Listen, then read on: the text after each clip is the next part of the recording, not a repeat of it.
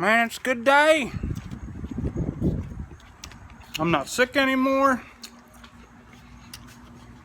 I got my spark plug wires. Cool. Let's get him on. All right. I've never actually replaced spark plug wires.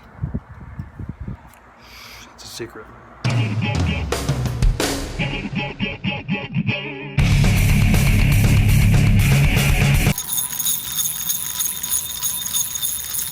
It's just so satisfying. Anyway, I'm just gonna hold the old ones. I'm just gonna replace them one at a time and hold the new ones up to the old ones. Figure out which one is which and replace them one at a time.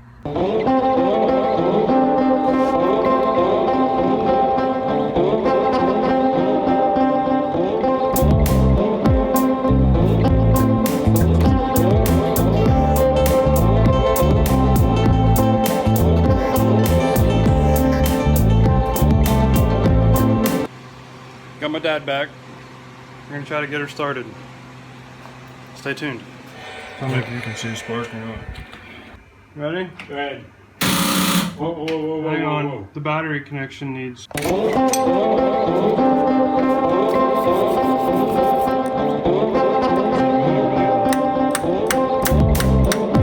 When the engine's sitting there running, you've got 12 or 13 volts here. So the coil's sparking. The coil's generating spark. Okay? Now, shut the engine off. When you go to start the engine, the load of the starter on the battery drops the battery voltage down to around 8 or 9 volts. Okay? So the coil doesn't generate as much of a spark as it used to. So to overcome this on some cars, and I don't know whether it's this one or not, what they do is they make a coil that operates on 8 volts, which, see the B? I think it stands for ballast resistor.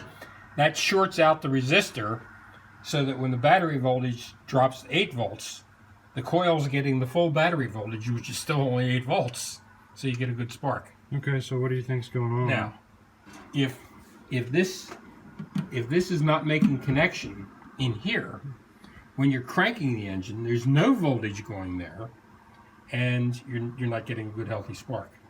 So let's try it now and see if we get a spark. Oh yeah, we got a good hot spark there. So what is going on that it's not? Okay. Go. We'll take it one step at a time.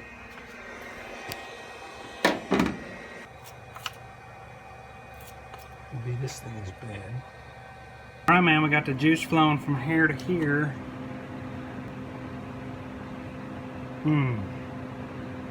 All the juice is flowing where it should. Just can't get it to come out of here to there. 6,000 ohms. So what's? That means it's got a resistor up in here. Somehow, amongst all the fiddling with this thing, it finally started sparking, so we're going to try it.